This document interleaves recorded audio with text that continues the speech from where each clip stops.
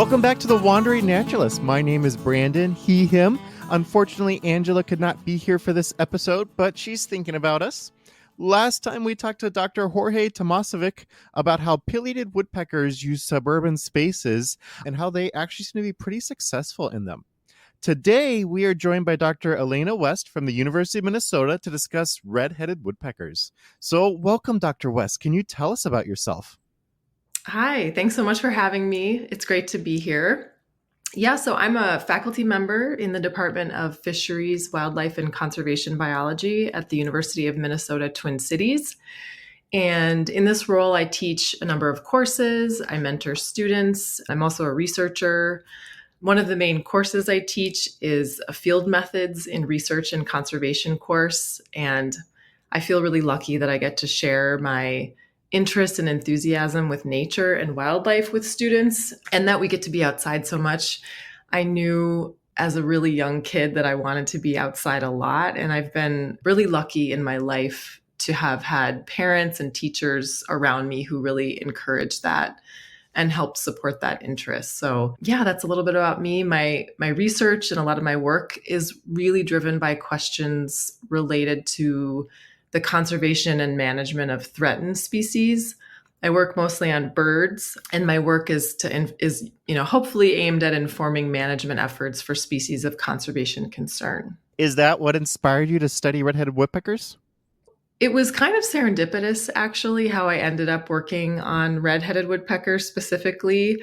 My parents were volunteering as part of a local Audubon chapter. And this chapter, they actually recently changed their name to the Land of Lakes Bird Alliance, for those of the audience who is interested. And volunteers were locating and monitoring red-headed woodpecker nest cavities at the Cedar Creek Ecosystem Science Reserve, which is a research station about 35 miles north of the Twin Cities. And at the time, I was finishing my PhD work at UW-Madison, and I sort of learned through them a little bit more about the oak savannas at Cedar Creek and this species. And I just started thinking about how interesting it would be to get to work in that system. It just seemed really unique, and there was a need, and it sort of aligned with my interests. Red-headed woodpecker populations have declined in most regions that support the species. They're listed as threatened in Canada and several US states. Here in Minnesota, they're listed as a species of greatest conservation need, which is a designation that's given by the Minnesota DNR to specifically animal species whose populations are rare, declining, or vulnerable. So I was sort of in this place of finishing my PhD and thinking about where I wanted to land and what I wanted to do next. And being here in Minnesota was a hope, and I'm from here. And so that, and then getting to work on a really interesting set of topics that had the potential to make a difference from a management and conservation perspective for a species in need was really appealing to me. So at the time, I reached out to the volunteers that were leading the project, and I sort of pitched the idea of developing a more formal research project. From there, we raised some funding to support the work, and we were able to collaborate with some other researchers in Ohio who were starting a similar project there. It was a really big effort by a lot of people to get things kind of up and running, but now we've got a really fantastic project with some infrastructure in terms of funding and volunteers. And it's been really rewarding. And we've been at it for something like 6 years, but I think there's still questions we can address and continue working on. And that's really exciting for a scientist like myself. Absolutely. How is your study working, if you don't mind asking? You said you worked with Ohio to kind of get it going, and it's kind of complicated. What are you doing? So our collaboration with Dr. Henry Strebe at the University of Toledo in Ohio, we're sort of like phasing down that official collaboration, and we're hoping to publish a couple of papers that will come out hopefully next year, really looking at what makes up a landscape. How does that drive both nest success and fledgling survival? So the fledgling stage in birds in particular is really hard to study. And, it's really hard to know how many individual birds are dying or surviving from year to year unless you mark them with like colored leg bands or a radio transmitter, for instance. And so, really getting a handle on what are the driving factors at the landscape scale for supporting nests and supporting fledglings was kind of one of the big aims of that project. And so we're still working on the data analysis and writing up those publications, but maybe you can have me back in like 6 months or something and we can talk in more detail about some of those findings. But Absolutely. it's been a really neat opportunity and collaboration. Is that part of why red-headed woodpeckers are their population is declining? Does it have to do with their nesting trees and where they can raise their young and their fledglings? Yeah, so the main reason that they've declined is probably linked to habitat loss. There was an estimated, something like 5.5 million acres of oak savanna in Minnesota that made up about 10% of the state. So that was pre-settlement. And the DNR and other land management agencies like the Nature Conservancy, I think, estimate that less than 1% of that original acreage remains. And most of it is in these like really small isolated blocks that, make up not, it's just not very meaningful at this point. So, interestingly, even though red-headed woodpeckers were historically pretty common, until relatively recently, we just haven't known much about their biology. They're charismatic, but their nesting habits and sort of they go through these population fluctuations. So these kind of like boom and bust cycles that we think are probably linked to mass die-offs of American chestnut trees, for instance, or beech trees throughout the 19th and 20th centuries. We've lost a lot of those trees that produce mast or nuts that these birds really, really depend on, especially during the winter. So these kind of population fluctuations and then their sort of cryptic nesting habitats or habits have made them really a challenge to study. And so that probably explains a little bit why we don't know as much about their natural history. So, kind of going back to your original question, that we think that because we've lost so much of that oak savanna, at least here in the Midwest, that's really negatively impacted this species at that broad spatial scale here in Minnesota and throughout the Midwest. That makes sense. I think we have a lot of species that are really in decline because we've lost so much of the savanna and the prairie and other habitats. What are some things people are doing that seem to be beneficial for them or helping them? Yeah, there's a ton of interest and effort. I mean, as you know, at Three Rivers, there's a ton of interest and effort being put into habitat restoration, Mm-hmm. specifically of oak savannas, not only for red-headed woodpecker habitat, but also for other species that depend on this type of ecosystem.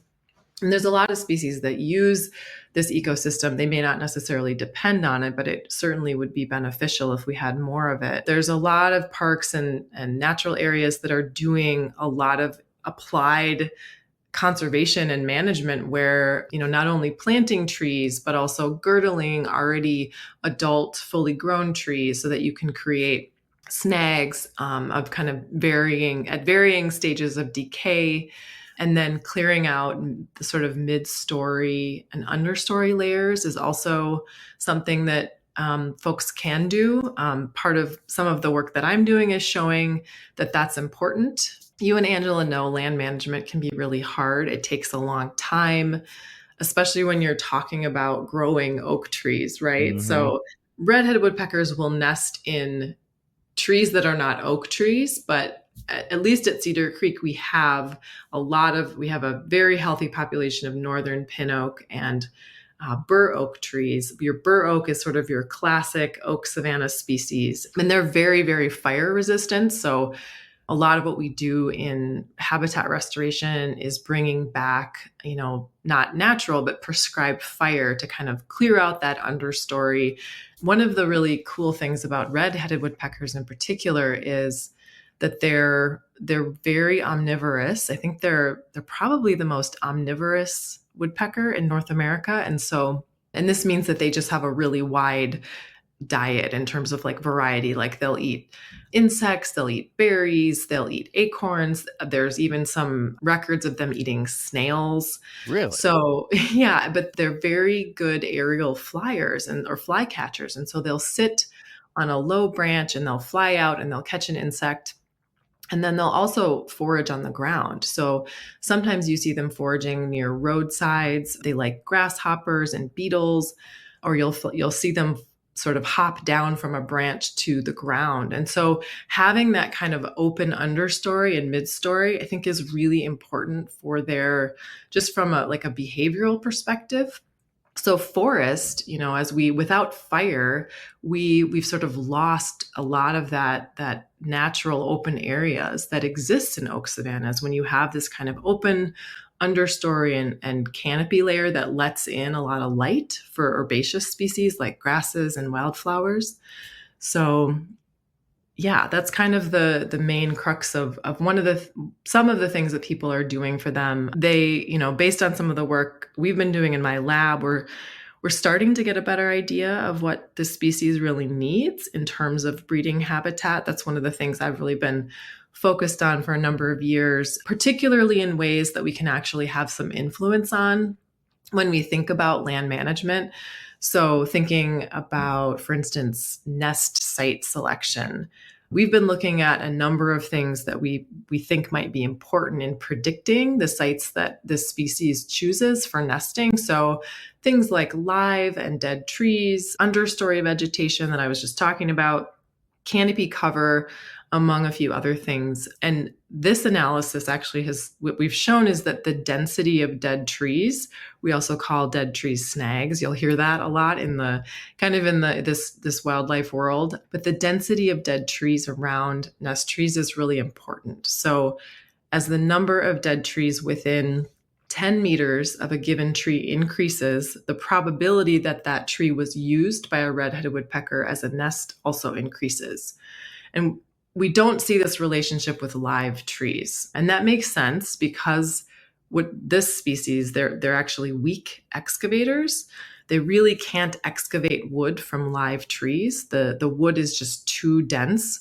And so you really need nest trees that are pretty decayed, or you need them in these sort of varying states of decay. So our work has also shown that an addition of one dead tree within 10 meters increases the odds of nest site selection by a factor of 1.19. If you add 4 dead trees, you double the odds of Oh, nest wow. site selection. Yeah. So that's something we haven't published those results yet, but I'm really excited about it. And I'm hoping that we can get that out the door early next year. So an addition of 6 dead trees triples the odds of nest site selection. And you'll hear again, we're talking about snags. So that means from a land management perspective, you need a lot of snags on the landscape. It's not just about, like one dead tree or a couple of dead trees. You really need lots of dead trees, probably in varying states of decay. Thinking about planting trees now for the future, that's one way to create habitat. Girdling trees, so that's where you basically kill the outer layer of the tree, and that sort of starts that decay process. That's another thing that you can do, and I know a lot of land managers are doing that, including Three Rivers, creating those open areas that I've talked a little bit about for foraging. You need oak trees for acorns, especially for winter storage. Sometimes this species will stay over winter here in Minnesota. They can actually survive a Minnesota winter as long as they have enough food, which is acorns, right? And then they need a cavity to roost in. They actually like to move around the landscape, so they need lots of trees to roost in that they can create those cavities in. So those are just a few thoughts. I know I've Yeah, been no. talking about, yeah. I feel like, or it sounds like too, if they can't really excavate these roosts in live trees, that just increases the need even more for dead trees. That Mm-hmm. seems to be the thing that's coming up with them. I imagine this research you're doing at Cedar Creek and other places, that's probably helping to shape some of the future land management towards species of interest, such as a red-headed woodpecker. I sure hope so. Yeah, I think that's really been the goal, the larger goal of this project is not only to sort of shed more light on their basic nesting biology. And I think we're going to be able to do that with the really detailed data that we've been collecting over the last 6 years, but also to be able to provide, best management practices to land managers or, even to private landowners. I think there's a lot of individuals in Minnesota and in the Midwest who might have a decent size of, property that are really interested in creating habitat for red-headed woodpeckers or other species that might nest or roost in cavities. It turns out that redheads and among other cavity nesters, they're these ecosystem engineers. They create habitat on the landscape.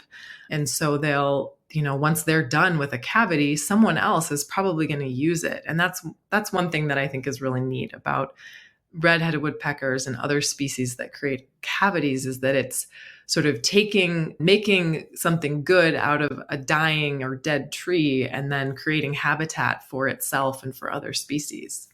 Yeah, there's so much that is interdependent on them and relies on them. And it really challenges that idea, I think, that we sometimes have that a dead tree is a bad tree. It's just Totally. another stage in the habitat. It's an important habitat in and of itself. Uh, Absolutely. Yeah. And I think sometimes oak savannas or other habitats where there's a lot of dead wood, essentially, we don't really see it as beautiful or attractive as humans. And so I think hopefully that's something that can start to change as we learn more about how important these kinds of habitats are. And when you have disturbance, like when you create, whether it's through fire or a hurricane or, a tornado or something, or a flood, and you have disturbance, it creates a lot of dead plants. But that can essentially create habitat for species. So that's something that's really also pretty special about these ecosystems, I think, that are kind of rare on the landscape. Absolutely. No, I love that. I did want to ask, do you have a favorite woodpecker fact you'd like to share with our listeners? There are so many things I I love know it's so about. hard to choose. Right, it is. There's so many things that I love about them. I think I mentioned this earlier, that they're probably the most omnivorous woodpecker in North America. So they eat a really wide variety of foods, like I mentioned, from insects to berries to eggs. And then, they're really great flycatchers, as I mentioned, which is something that a lot of people don't know No, I about. didn't know that. Right. So we think of woodpeckers, right? And we sort of pigeonhole them into this group of birds that only drills holes in trees or the side of your house, right? Mm-hmm. I can't tell you how many times I've gotten an email or a phone call from somebody who says that a red-headed woodpecker or just any woodpecker is eating or drilling holes in the wood on their house or their property. And I can usually say that it's probably not a red-headed woodpecker. Sometimes they will do that, but it's pretty rare, Mm-hmm. because they're such great flycatchers and they're so omnivorous. So they're also one of only a few woodpeckers, I think, in North America that are known to store food. So they'll actually, take a grasshopper or a cicada or an acorn, and they'll break it up into pieces, and then they'll kind of cover it with bark. They'll kind of jam it into a tree. It's really, really unique among woodpeckers. It's pretty neat. That's really cool. I had no idea they did that. That's awesome. Yeah. Yeah. I've seen them take like a huge, and cicadas are big, right? So they are flying with, I've seen them take live cicadas, and the cicadas are screaming the cicada scream through the air, and then they shove them under a park, and you have these live cicadas that are, trapped, dying this terrible death Oh my under gosh. a park. It's terrible. But, it's a sort of eat or be eaten world out there. Yeah, and adult cicadas don't last that long anyway. That's true. That's true. Before we end, do you have any recommendations for listeners who are interested in becoming a scientist? That's a great question. I'd say the first thing that comes to mind is really to cultivate curiosity about things, about how things work. I think the really great scientists that I know are driven by questions and kind of a desire to understand the world around them. And so I think if you can find something that really fascinates you, that sort of naturally, whether that's like astronomy or biology or chemistry or, like why do woodpeckers why do red-headed woodpeckers put live cicadas under bark? I mean, that might be Mm-hmm. something curious, right?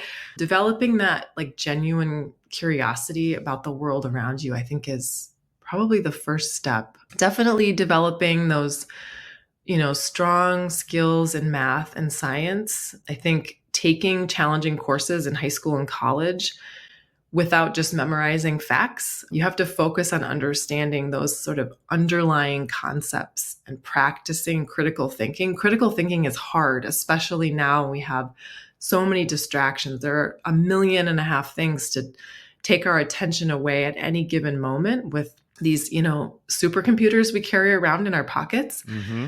Certainly, smartphones have utility in our lives, but I think if there's a way to separate them a little bit from daily life and start to ground a little bit back to the foundational stuff, I think I'm probably aging myself by saying this. I'd also say really it's important to gain hands-on research experience as early as possible. I think there's a lot of like romantic ideas about what scientists do. And so if you're a high school student or a college student, maybe doing a rotation through, a lab or a vet school or a veterinarian's office or something that can actually give you an idea of what it's like on a day-to-day basis, or even talking to scientists about what it's like on a day-to-day basis, so that you go in with eyes fully open, right, about what it's like, because it's wonderful, but there's some aspects of it that are really challenging too. And so I'd say, gaining experience with like what it's really like on the ground as early as possible so that you can figure out if that's what you really want. And then communication, I think, is a really important skill. Scientists, we have to be able to share our findings in many different kinds of formats, speaking to the public, speaking to other scientists, presentations, collaborating with colleagues, writing technical topics. It's hard. And so getting experience communicating effectively, I think, is also a really big one. Absolutely. Those are amazing recommendations. I really appreciate it. Thank You're welcome. you so much for joining us today and talking to us about red-headed woodpeckers and your research on red-headed woodpeckers. I'm excited to see what you find out in the next 6 months. That's going to be awesome. Thanks, Brandon. I appreciate it.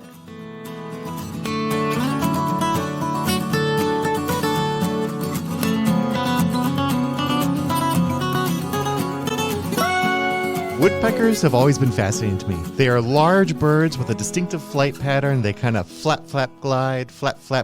So you see this like... They are fun to going see. up and down sort of pattern. You can always feel confident in like woodpecker. Exactly. It's so much fun compared to like a bird like a crow, which is just constantly Little brown flapping and bird. going in the straight line. Oh, the little brown bird. We hear about that at the Nature Center all the time. A little brown bird. Yes. Yep. I think what's even more impressive is how they can peck large holes in trees to create a nest in, to find food.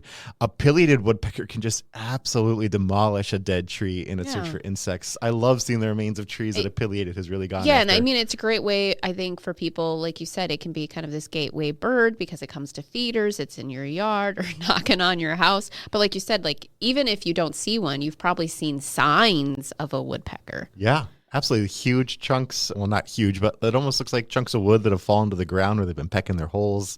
The holes themselves in trees, you've probably heard them. I love how well they show how adaptations are connected. I think we don't always think about the adaptations that living things have being connected. Thinking about ourselves, we probably don't think about how our eyes and our teeth, how those adaptations are connected together. But our eyes are placed where they are so that we can be really good at finding fruit and hunting prey. We've got teeth that are made for eating meat and grinding up vegetables and fruit. So that connection allows us to have our diet, and that even connects to our intestines, which are just the right length so that we can have an omnivore diet. Without any one of those connections, our diet wouldn't work. We'd have to eat something else. If we didn't have the eyes where they were, we couldn't get the food effectively. Without the teeth, we couldn't chew it effectively. Without the intestines, we wouldn't be able to digest it. But I think it doesn't strike as obvious a connection as looking at a woodpecker and really seeing Connecting them all, just yeah. how specialized all those adaptations are and how they work together. So I just love how it kind of does that. They're a keystone species, providing holes that are used by squirrels, arthropods, other birds. Wood ducks and owls use their nesting holes once the woodpeckers abandon them and make new ones. Well, and especially even insects. So I think, for me as someone that's big into pollinators, we don't think about that, the importance of trees and forests for the bees, for a lot of those solitary bees. And so I know there's still up and coming research of looking like, do bees use those drilled holes as well? When you think of how they use like hollow stems, they could also be using those holes as places to lay their eggs. I mean, I think it's pretty safe to say they are, but more research to come. I never even considered that. That's really cool. So again, from the small to the big, like if we didn't have woodpeckers in our forest, they would look starkly different. Oh, absolutely. It's just so cool. Just as woodpeckers are this thing that the forest relies on, woodpeckers rely on us. They need our help too. Constant removal of dead trees has greatly reduced red-headed woodpecker numbers. And so, think about the trees around you. Are there dead or dying branches that aren't a danger to anybody, aren't a danger to property? Can you leave them up for woodpeckers? Yeah. We even have a woodpecker that has gone extinct, the ivory-billed woodpecker. I know. I'm kind of surprised we didn't do like a whole bit just on the ivory, because this is a bit of like a hot topic back and forth, and then it has a Three Rivers tie-in with Eastman specifically. It does, and I considered it, and I just say, ivory-billed has never lived in Minnesota. Yeah. But for people who don't know, it looks a lot like the pileated woodpecker. It's just a little bit bigger. But the reason I think it's worth mentioning is the person Eastman Nature Center is named after, Whitney Eastman, one of the founders of what became Three Rivers Park District.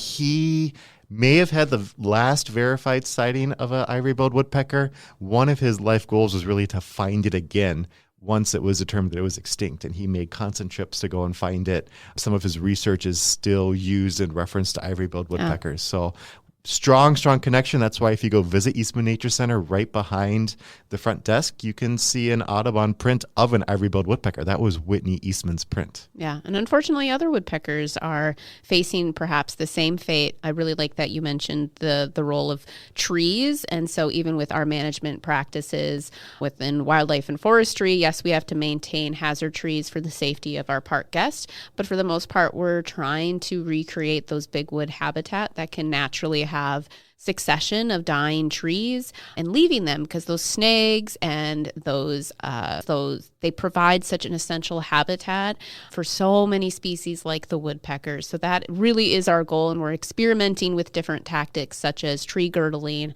to somewhat facilitate some of these things to create different habitats. Yeah, that makes a lot of sense. I'm excited to see what it does and what you all find out. Special thanks to Dr. Jorge Tomasovic and Dr. Elena West for talking to us about woodpeckers today. If you want to learn more about woodpeckers, go to our Facebook page or Instagram, the Wandering Naturalist Podcast of Three Rivers Park District, and type in the series title, Echoes of the Woodpeckers. As we always say, there's never enough time to get to everything, so we enjoy sharing more on social media. And if there's specific information you want, ask us. Send us an email, wanderingnaturalist@threeriversparks.org. Write to us on our Facebook or Instagram page. It really makes my day when I get questions or comments, or so We love to see your curiosity as well, not just ours. And then make sure you're always checking out. We do sometimes have some events across the park district where you can join Brandon and I and wander directly with us.